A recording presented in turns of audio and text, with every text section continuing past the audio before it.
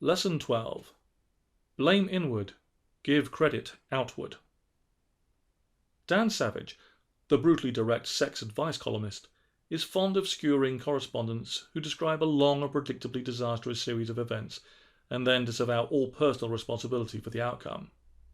So you put that object where it was never meant to go, he might observe, and you lost it and had to go to the emergency room. Then he follows up with one of his signature phrases. HDH, he asks, how'd that happen? We might ask the same thing about the events of our own lives. We get a letter from the government informing us that our tax return was incorrect and that we owe them another $1,252. This isn't a random event. Something brought it about, so HTH. How'd that happen? Renowned psychologist Martin Seligman focused for much of his career on the sources of lowered mood. He and his colleagues studied people's ideas about the causes of different types of events and categorized their attributions. Internal or external? An internal attribution attributes the primary cause to oneself. I was the one who made the mistake on the tax form. An external attribution emphasizes other factors. The government deliberately makes these forms hard to understand. Global or specific? The attribution might generalize beyond the situation at hand. The government never cares about the people who have to fill in its forms, or could stay with the individual event. Whoever wrote that line of the tax guide wasn't thinking clearly. Stable or unstable?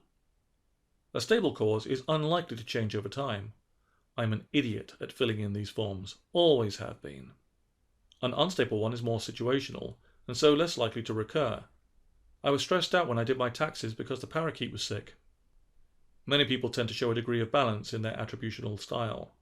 For example, an employee might receive the annual review of her work. Good or bad, she will likely attribute the details to a mix of her own performance. They're right, I did work hard this year, and I did make that mistake on the Smith account. And externally to the job or the evaluator, Joan helped me a lot on the Chand file, so I can't take all the credit. And the lease foul-up was partly the property manager's fault. Some evidence suggests that particularly happy people tend to look a bit more on the bright side than might actually be merited, blaming circumstance for bad outcomes and magnifying their own role in positive ones. The bias seems to be stronger and flipped to the negative, however, in the depressed. The attributions made by people in deepest misery tend to depend very much on whether the event is positive or negative. Positive events like getting a promotion, scoring well on a test, or learning to water ski most often receive external attributions. The miserable will say that the task was just easy, or that they were lucky. Anyone could have passed that test, they say. Water skiing is stupidly simple. In other words, the positive outcome has nothing to do with them. Although they might get a mild lift from the event, they do not interpret any deeper meaning from it in terms of their abilities or talents. The attributions for welcome events tend to be external. This says nothing about me.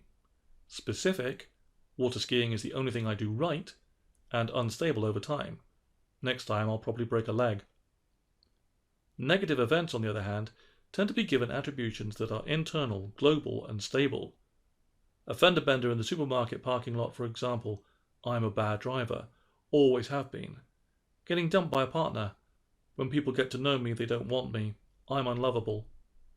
Rain during a beach picnic, I have never been able to plan things properly, everything I do gets ruined. These unwelcome events are viewed as being all about the person. Needless to say, this is a game that anyone can play. First, check out your existing style. Think of 3 positive and 3 negative events that have happened in the past month. Write them down. For each, ask the Dan Savage question, HTH.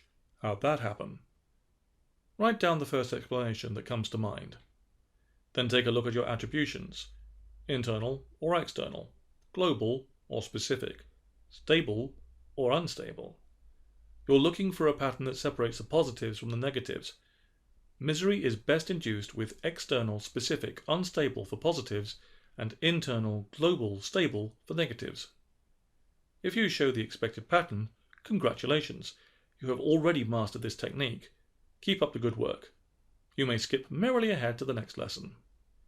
If you don't show this pattern, congratulations again. You have just discovered a new and unexplored avenue into the valley of unhappiness. Go back over your situations and rework your attributions.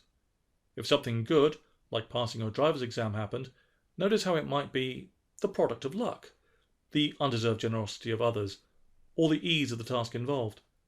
Downplay your own role. The examiner was napping. He didn't notice that I hit the curb when I parallel parked.